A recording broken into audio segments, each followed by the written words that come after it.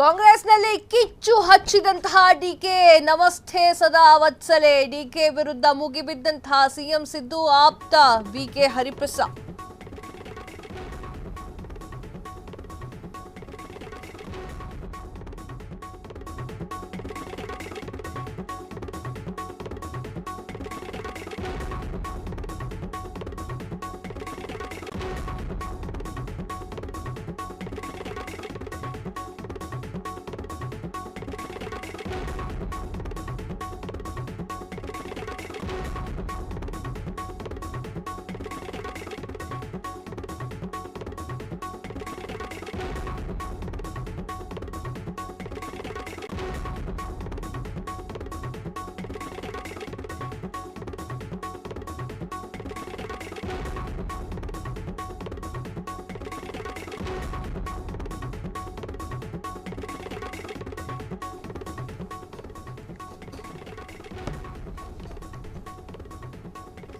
ಕಾಂಗ್ರೆಸ್ನಲ್ಲಿ ಕಿಚ್ಚು ಹಚ್ಚಿಸಿದಂತಹ ಡಿಕೆಯ ನಮಸ್ತೆ ಸದಾ ವತ್ಸಲೆ. ಬೇರೆಯವ್ರ ಬಾಯಲ್ಲಿ ಬಂದ್ಬಿಟ್ರೆ ಸೈಲೆಂಟ್ ಆಗಿ ಬಿಡ್ತಿದ್ರೇನು, ಆದರೆ RSS ಅನ್ನ ಹೇಟ್ ಮಾಡ್ತಾ ಬಂದಿದ್ದಂತಹ ಕಾಂಗ್ರೆಸ್ನವರು, ಅದರಲ್ಲೂ ಕೂಡ ಗಟ್ಟಿ ನಾಯಕ ಆಗಿರುವಂತಹ DK ಶಿವಕುಮಾರ್ ಅವರ ಬಾಯಲ್ಲಿ ಬಂದಿರುವಂಥದ್ದು ಕೆಲವೊಂದಿಷ್ಟು ಜನರಿಗೆ ನಮ್ಮ ಕಡೆಗೆಲ್ಲ ದೊಡ್ಡ ಮೆಣಸು ಅಂತಾರೆ.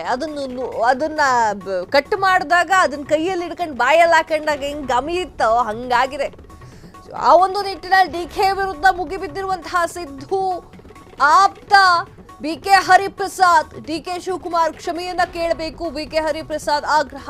DCM ಆಗಿ DK ಶಿವಕುಮಾರ್ ಸಂಘದ ಪ್ರಾರ್ಥನೆಯನ್ನ ಮಾಡಿದ್ದಕ್ಕೆ ನಮ್ಮ ಆಕ್ಷೇಪವಿಲ್ಲ, ಒಪ್ಕೊಂಬಿಡಿ. RSS ಯಾವ ಪಕ್ಷದ ಇದು ಅಲ್ಲ, ಇದೊಂದು ಸಂಘ ಅಂತ ಹೇಳಿ ನೀವು ಯಾಕೆ ಅದನ್ನ BJPಗೆ ಸೇರಿಸ್ತೀರಾ? ಸರ್ಕಾರ ಒಂದು ಪಕ್ಷದಲ್ಲ, 7 ಕೋಟಿ ಕನ್ನಡಿಗರ ಸರ್ಕಾರ. ಇದರಲ್ಲಿ RSSನವರು ಇದ್ದಾರೆ, ಇಲ್ಲಿ ಕರೆಕ್ಟಾಗಿ ಹೇಳ್ತಾರೆ, ಜಮಾತೆ ಇಸ್ಲಾಮಿಗಳು ಕೂಡ ಇದ್ದಾರೆ. ಆದರೆ ಕಾಂಗ್ರೆಸ್ ಅಧ್ಯಕ್ಷರಾಗಿ DK ಶಿವಕುಮಾರ್ ಅವರು RSS ಗೀತೆ ಹಾಡುವಂತಿಲ್ಲ. KPCC ಅಧ್ಯಕ್ಷರಾಗಿ RSS ಗೀತೆಯನ್ನ ಹಾಡಿದ್ರೆ DK ಶಿವಕುಮಾರ್ ಅವರು ಕ್ಷಮೆ ಕೇಳಬೇಕು. ಮಹಾತ್ಮ ಗಾಂಧಿ ಕೊಂದ ಸಂಘಟನೆಯ ಗೀತೆಯನ್ನ ಹಾಡೋದು ಸರಿಯಲ್ಲ. ಸಂಘದ ಪ್ರಾರ್ಥನೆಯನ್ನ ಮಾಡಿದ್ದು ಯಾರನ್ನೂ ಕೂಡ ಮೆಚ್ಚಿಸಲು ಗೊತ್ತಿಲ್ಲ. ಯಾರಿಗೆ ಸಂದೇಶವನ್ನ ಕೊಟ್ಟಿದ್ದಾರೋ ಅನ್ನೋದು ನನಗೆ ಗೊತ್ತಿಲ್ಲ. ದೆಹಲಿಯಲ್ಲಿ ವಿಧಾನ ಪರಿಷತ್ ಸದಸ್ಯ BK ಹರಿಪ್ರಸಾದ್ ಅವರು ವಾಗ್ದಾಳಿಯನ್ನ ನಡೆಸಿದ್ದಾರೆ. ಎಲ್ಲಿಂದ ಶುರುವಾಯಿತು ಸ್ಟಾರ್ಟ್ ಮಾಡ್ತೀನಿ. ಸಾಧನದಲ್ಲಿ DK ಶಿವಕುಮಾರ್ ಅವರು ನಮಸ್ತೆ ಸದಾ ವತ್ಸಲೆ ಮಾತೃಭೂಮಿ ಅಂತ ಹೇಳಿ RSSನ ಗೀತೆಯನ್ನ ಹಾಡ್ತಾರೆ. ಅದರಲ್ಲೂ ಅದು ಹೇಳ್ತಾರೆ, ನಾನು RSS ಬಗ್ಗೆನೂ ತಿಳ್ಕೊಳಕ್ ಇಷ್ಟಪಡ್ತೀನಿ, BJP ಅವರ ಬಗ್ಗೆಯೂ ತಿಳ್ಕೊಳಕ್ ಇಷ್ಟಪಡ್ತೀನಿ ಅಷ್ಟೇ. ಅದನ್ನ ಕ್ಲಿಯರ್ ಆಗಿ ಹೇಳ್ತಾರೆ. ಆದರೂ ಕೂಡ ಕಾಂಗ್ರೆಸ್ನ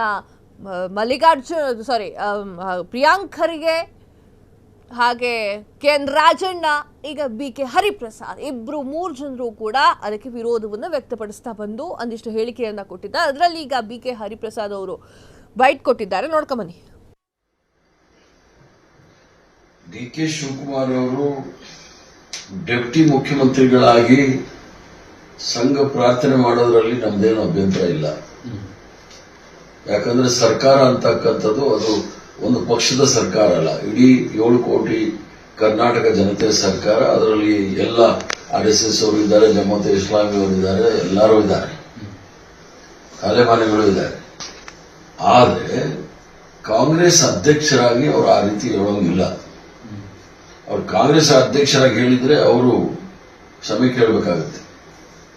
ಯಾಕಂದ್ರೆ ಮಹಾತ್ಮ ಗಾಂಧಿ ಅವ್ರನ್ನ ಕೊಂದಂತ ಸಂಘಟನೆ, ಆ ಸಂಘಟನೆಯ ಪ್ರಾರ್ಥನೆ ಮಾಡ್ತಕ್ಕಂಥದ್ದು ಸರಿಯಲ್ಲ. ಆದ್ರಿಂದ ಬಹಳ ಸ್ಪಷ್ಟವಾಗಿ ಅವರು ಡೆಪ್ಟಿ ಮುಖ್ಯಮಂತ್ರಿಗಳಾಗಿ ಅದನ್ನ ಮಾಡಿಕೊಂಡು, ಯಾಕಂದ್ರೆ ಅವರು ಹಲವಾರು ಮುಖಗಳಿದೆ ಶಿವಕುಮಾರ್ ಅವರು ಕೃಷಿಕರು ಅಂತಾರೆ, ಆಮೇಲೆ ಕ್ವಾರಿ ಓನರ್ ಅಂತಾರೆ, ಆಮೇಲೆ ಎಜುಕೇಶನಿಸ್ಟು ಅಂತಾರೆ, ಬಿಸ್ನೆಸ್ ಮನ್ ಅಂತಾರೆ, ಇಂಡಸ್ಟ್ರಿಯಲಿಸ್ಟು ಅಂತಾರೆ. ಒಂಥರ ಅವರಿಗೆ ಪ್ಯಾಷನ್ ಇದು ಇರ್ಬೋದು. ಇದು ಯಾರಿಗೆ ಸಂದೇಶ ಅವರು ಕೊಡಬೇಕು ಅನ್ನೋದು ಅವ್ರ ಗಮನದಲ್ಲಿ ಇಟ್ಕೊಂಡಿದ್ದಾರೆ ನಮಗೆ ಗೊತ್ತಿಲ್ಲ. ಯಾಕಂದ್ರೆ ಅವರು ಈ ಒಂದು ಸಂಘ ಪ್ರಾರ್ಥನೆ ಮಾಡಿ ಯಾರನ್ನ ಮೆಚ್ಚಕ್ ಮಾಡಿದ್ದಾರೆ ಅನ್ನೋದು ಗೊತ್ತಿಲ್ಲ. ಆದ್ರೆ ಡೆಪ್ಟಿ ಮುಖ್ಯಮಂತ್ರಿಯಾಗಿ ಮಾಡಿರೋದು ನಮ್ದೇನು ಅಭ್ಯಂತರ ಇಲ್ಲ. ಕಾಂಗ್ರೆಸ್ ಅಧ್ಯಕ್ಷರಾಗಿ ಮಾಡಿದ್ರೆ ಅವರು ಡಿ ಕೆ ಶಿವಕುಮಾರ್ ಅವರು ಡೆಪ್ಟಿ ಮುಖ್ಯಮಂತ್ರಿಗಳಾಗಿ ಸಂಘ ಪ್ರಾರ್ಥನೆ ಮಾಡೋದ್ರಲ್ಲಿ ಕ್ಷಣ ಕ್ಷಣದ ಸುದ್ದಿಗಳಿಗಾಗಿ ಫ್ರೀಡಂ ಟಿವಿ ಸಬ್ಸ್ಕ್ರೈಬ್ ಮಾಡಿ, ಲೈಕ್ ಮಾಡಿ ಹಾಗೂ ಫಾಲೋ ಮಾಡಿ.